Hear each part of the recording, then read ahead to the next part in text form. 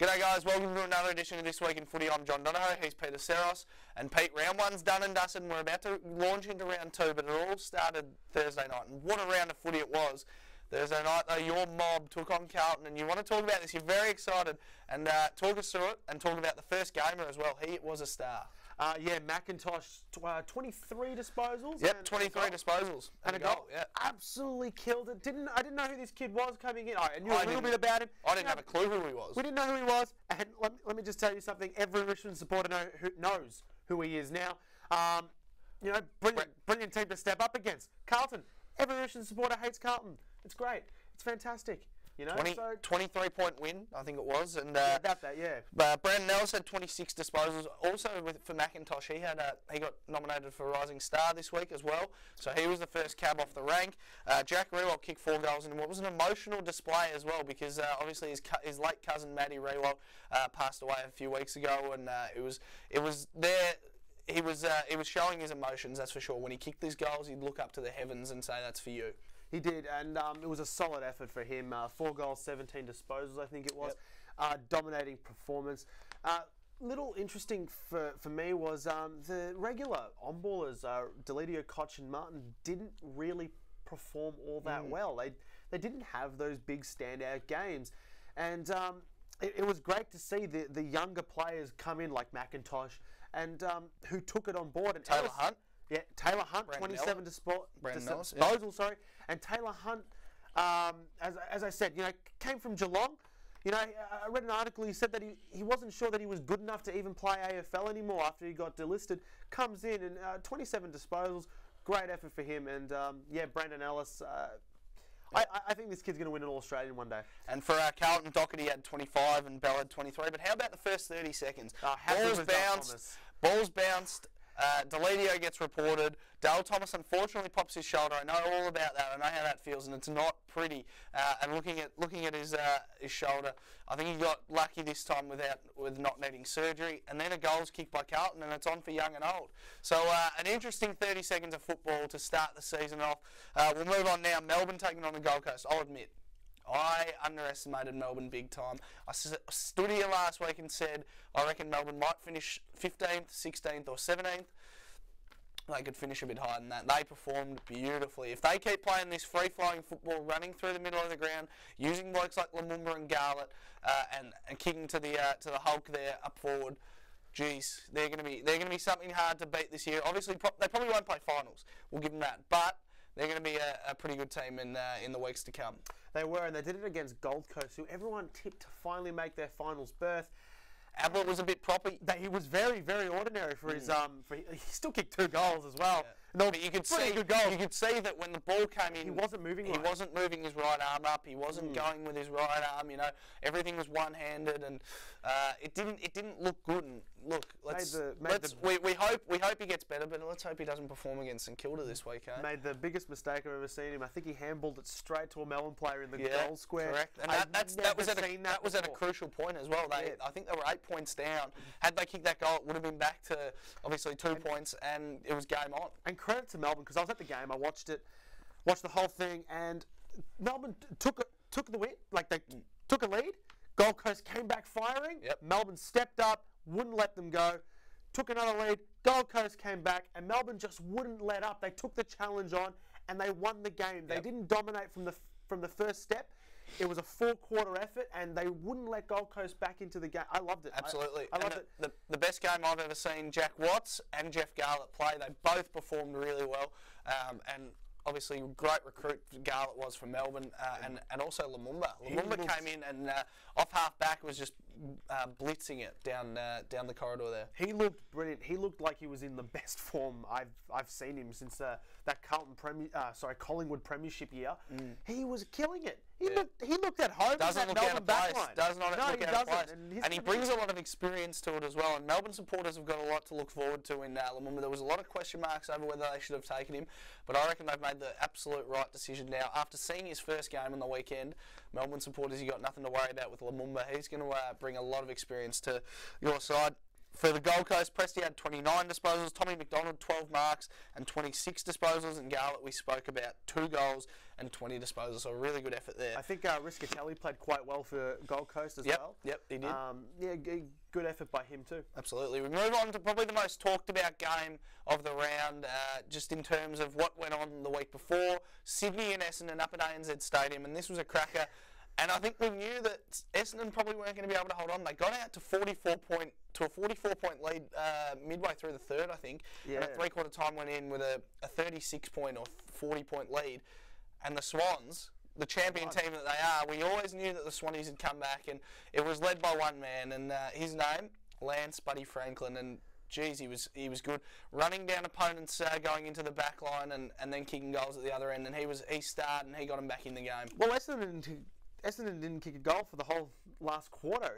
It's like they thought, yep, it's done and dusted, let's go home, but you know, there was a quarter left, and Sydney took that opportunity. And it was probably bound to happen, seeing they hadn't had any match practice for a number of weeks, so they obviously ran out of legs. But full credit to Essendon to come out the way they did. They showed a bit on the weekend. They showed that they can be a good side. It'll take 3 or 4 weeks for them to get their legs right and to get their bodies right for the AFL season. So unfortunately, they might fade a little bit, but you know, come the middle of the year when it's crucial, I reckon they could be a force to be reckoned with.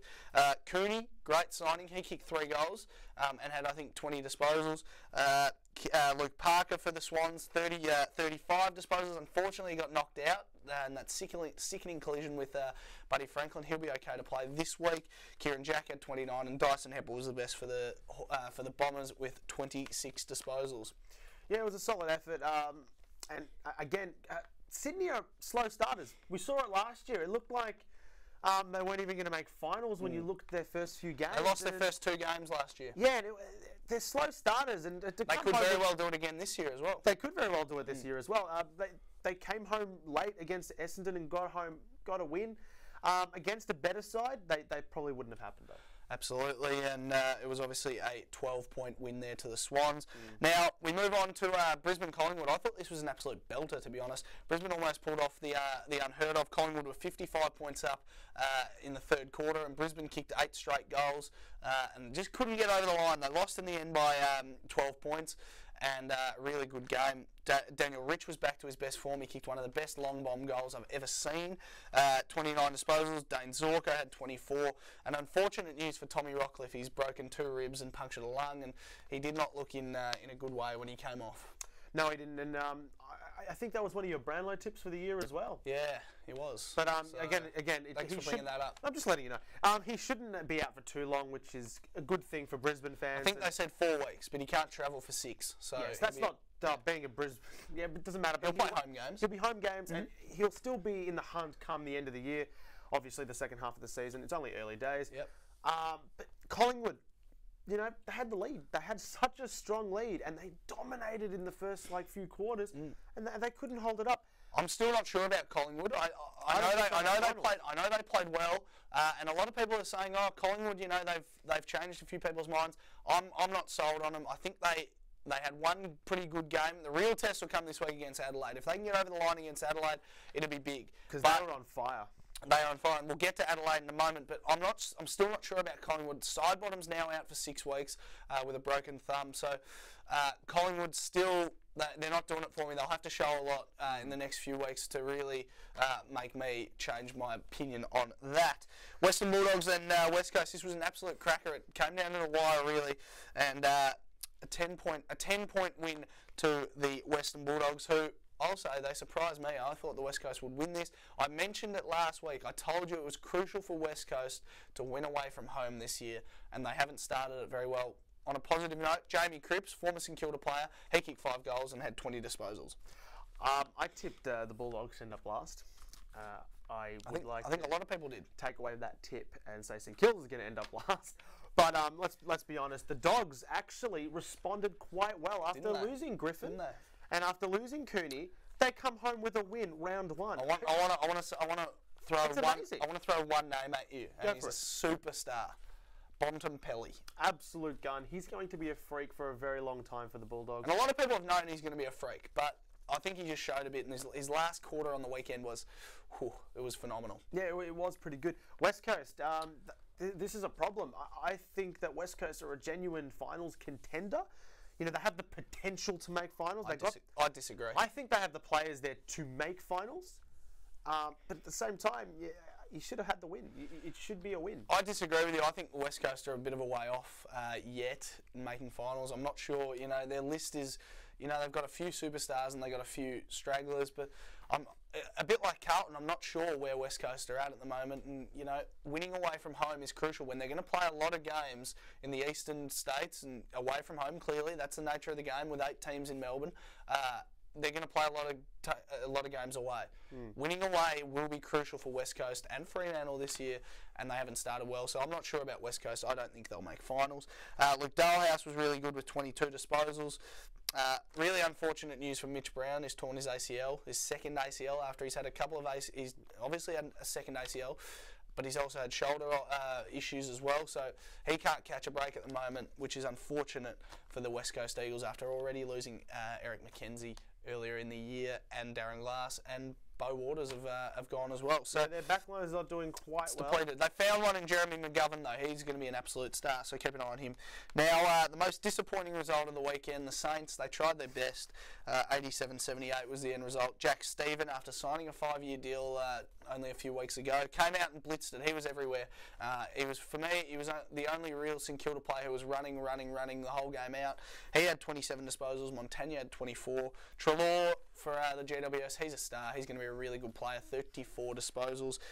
And Lockie Whitfield had a really good game as well. Jeremy Cameron, who I reckon is going to be the next Wayne Carey. It's a big statement, I know, but he just shows his presence in a game. He kicked 4 goals. Now, I thought GWS, at the start of the year, before the NAB Challenge, I said to you, GWS are going to push for that 8 to 10 win bracket, and they've started quite well. I know it was against St Kilda. Only against St Kilda. I know it was only against St Kilda, but it was the way they did it. They didn't just scrape home the win. Well, it was a solid effort. I think they were still. It was 2 teams with not great disposal on the weekend. I'll tell you that right now, because St Kilda butchered it, but the GWS butchered it at the same time. And against a good side like Hawthorn or Sydney or something like that, they're gonna pay for those mistakes. But I didn't say that. St Kilda showed a bit in that last quarter, and they were coming. Really like the look of Jack Loney. Really like the look of Sinclair. And there was a bit of an issue obviously with Rewalt. He'll play this week, but. The young players for St Kilda, Tim Membry looks a star. He can take a strong mark, and Josh Bruce looks really good in the St Kilda forward line as well. So promising signs for the Saints. Obviously going to be a long year, but it's promising signs at Moorabbin. Now Adelaide, probably the most surprising team of the round for me. They obliterated North Melbourne, 77 points. Taylor Walker, new captain of the Adelaide Crows, 6 goals and a handy 22 disposals, if you don't mind. I thought this game was going to be within I thought North were going to win. I thought it was going to be within a goal, and I thought North would win. I thought North would make top 4, potentially push for a grand final. I got a lot of rubbish for tipping that as well, by the way, during the week. Correct. But you get a lot of rubbish most weeks. I do. You're a fool. Sometimes. But no, I still think North Melbourne have a genuine chance of top 4. I think they can make it. Poor start to the season. Yeah, absolutely poor. Very poor. But Adelaide, incredible. They had to be the team of the round easily. They Correct. Absolutely destroyed it. Tex Walker, 22 disposals and 6 goals, 5. 6 goals, 5, I think it was actually. 6 goals, 5. So, absolutely incredible form for a full forward. Great start to the captaincy as well. We've got to move on. But great start to Phil Walsh as well. So, really good. Adelaide, ominous. And I didn't tip them to make the finals this year. Maybe I should have. Who knows? We'll see against Collingwood this week how they go. Rory Sloane had 26 disposals. Freo took on Port. Really good result for Freo. They got the job done when they needed to. Port, I wouldn't be upset if I'm a Port fan. That was a really good display. Still put forth a really good effort. So don't be disheartened, Port fans out there, and because that was a really good effort. Ollie Wines, 27. Brad Ebert, he got 34. Gray, 31. So still the old firm and the new firm, obviously with Wines, are showing the way. Yeah, it's only early days for Port Adelaide. At the end of the year, that's when you want to be in the form. You don't want to be in form first half of the year. You want to be in form second half of the year leading into finals. And I think Port Adelaide, if they're going to run home like they did last year, they're going to make a really, really big impact come September. Absolutely. We'll rush through the next one quickly. Also, Pav kicked 4 goals, which was a really, really good effort. Jordan Lewis had a day out at the MCG when the Hawks just win by a handy 63 points. I can't see anyone beating these guys. I've changed my mind in terms of a premiership now. I can't believe how good Hawthorn are. Now, it's going to take a serious calamity for them to lose this premiership this year to go 3-peat, but I'm telling you, this mob is one of the best we've seen, I reckon. Jordan Lewis had a day out, 35 disposals, Hodge 27, Gibson 26. They have serious depth. I think they have 30 players who are potentially good enough to be in their best 22. And that is exactly what you want if you want to be pushing for finals. They are going to be right in the hunt, and I said that. They're going to be easy top 4, pushing for that grand final. Correct. I want to change my tip and say they're going to make it instead of North Melbourne, but you know, stick firm. I'm staying firm. I think North. Even though I just changed my grand final tip, you just changed it a bit, but whatever. I think they'll be pushing for finals. Geelong, little disappointed. Those games have been really close, and you know, a 10-goal loss come round 1. That's absolutely disappointing. It's not great. Now we've got to run through these round 2 tips. So Pete, you start us off. West Coast and Carlton. It's a tough one because both of them didn't show very much. I think the Eagles will respond, but only just. I think it'll be under 10 points. Yep, at home for the West Coast. So the ins for the Eagles are Schofield, Bennell and Tunbridge, and the new player in Liam Duggan. Out Butler, Brown, Selwood, and Tommy Lamb unfortunately misses out. I think the Eagles are going to win this and win it quite comfortably. I think it'll be a 30-point plus margin. Okay. Yep. So we move on. Richmond Western Bulldogs. I'll take this one. I think you know. I'll take this one off your hands. I'm really excited to see our young Kane Lambert come in, obviously from Williamstown, mature age rookie. So he gets his opportunity now. For the Tigers, they're taking on the Bulldogs at the MCG. Deledio's out suspended. And they've got a lot of players out, actually. They've got Deledio, they've got Conker. Vickery isn't playing, Foley isn't playing, so... This will be a really good game. Yeah. This will be a really good game, and I'm tipping the Tigers. I think that, and obviously take nothing away from the Bulldogs were phenomenal last week, but I think the Tigers are gelling a little bit at the moment. Obviously a slow start last week, but the way they were moving the ball around was phenomenal, but you need to stop Bontempelli, you need to stop Dalhouse, Stringer and McRae, because they're the big ones for... and if you can stop Tom Boyd as well. Just want to remind you that Cotchin and Martin didn't play very well against Carlton. If they start firing against the Dogs are in a bit of trouble. Ace Cordy comes in for the Bulldogs, and Jack Redpath makes way. GWS Melbourne, 2 teams going for trying to make it an unbeaten start to the season. GWS, Wilson in, Hampton out. Dawes and Vince return for the Ds, and Tompus and Jay Kennedy Harris are out. This could be a cracker. It's up in Canberra. I think Melbourne. I'm tipping Melbourne just on pure performance. They were a lot more clinical than what GWS were against a poor opposition last week. Melbourne performed really well against a good opposition. So for that, tipping Melbourne. I'm going to agree with you. Melbourne played fantastic last week. Some passages of play, I thought, you know, this is a very different Melbourne side. And come in Chris Dawes and Bernie Vince. Sorry, I think GWS are going to lose. Yeah, I agree. So move on now. Collingwood Adelaide. This is going to be a big game. This will really test where both sides are at. Making way for Collingwood are Sidebottom and DeGoey, the young first gamer, who had an alright game. Seedsman and Broomhead come in for Collingwood. For the Crows, Mitch Grigg in, Jared Lyons out, unfortunately. So I'm not sure which way to go with this one. It's at the MCG, at Etihad on Saturday afternoon. I'm going to tip Adelaide. I think I'm going to tip Adelaide just travelling over to Melbourne. No, I think Adelaide are going to have a solid win. I think they were much better than Collingwood were on the weekend. And if they can do that again, they're going to win. Now, the next game is Gold Coast take on your mob. Come on, Saints. Come on, Saints. We're going up there against the Gold Coast. Can't see Gold Coast losing 2 in a row, unfortunately. Yeah, I think they'll be pushing for finals. But at the same time, I don't think it's going to be a blowout. I think St Kilda are actually going to show something in this game. And I reckon it'll be within 20 points, to be honest. Yeah, look, the Saints showed a little bit last week as well. I mean, they didn't get blown out of the water, but you know it could be a very different kettle of fish this week. It's tough up there, it's hot and it's humid, so we'll see how we go. But I'm backing the Saints in not to lose by too much, but I don't think we'll win. Tape, Lynch, Lemons all come in for the Gold Coast. Mackenzie, Shaw and Gorringe are out, and Jack Billings, Tom Curran come in for the Saints. Jack Billings had 35 disposals for Sandringham last week. Unfortunately, Joey Montagna is out, as is Eli Templeton for the Saints. So I'm tipping the Gold Coast, but only just, unfortunately. Sorry, Saints fans. Now moving on to Port Adelaide and Sydney. Now, again, Port Adelaide came with a loss. Sydney, I don't know, it was a three-quarter low performance. Another belter of a game, this one. A good one in the last quarter. I think Port Adelaide would win, but not by very much. Sydney, at the same time, it's a tough one to pick. It is really tough to pick, but I think Port will win. I'm going to tip the Swans. Bringing in McVeigh is big for the Swans, adds a bit of experience. I think they're up and about a little bit now, and take nothing away from Port. I think this is going to be a close game, but I think the Swannies might win this one.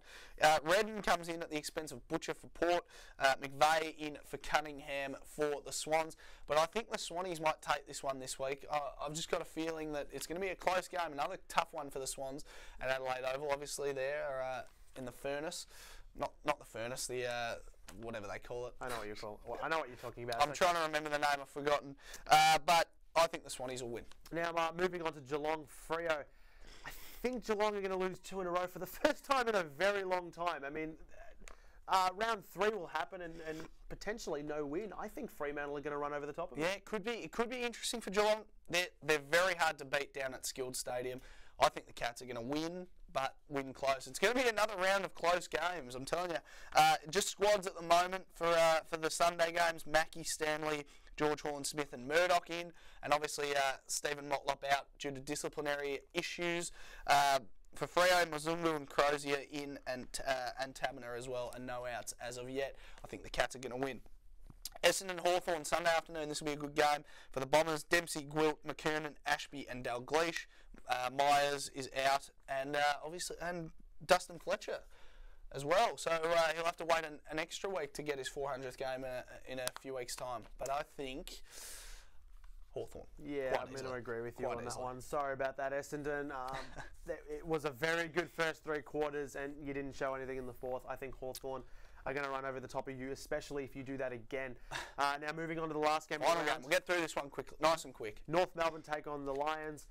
Lions showed a bit of form in the last quarter against Collingwood, but I think North will be hurting after last week. Yeah, I think North will bounce back this week. Nahas comes in, the former Richmond player. Tarrant, Brown and Wood, and Jacobs has been dropped. Maguire, Golby, Close, Cutler, O'Brien, all in for the Lions. Merritt and Rockcliffe obviously out there. I'm tipping North Melbourne. So that's all we got time for this week. Until next week, I'm John Donohoe. He's Peter Tseros. Good luck to your team, and we'll see you then. Very well.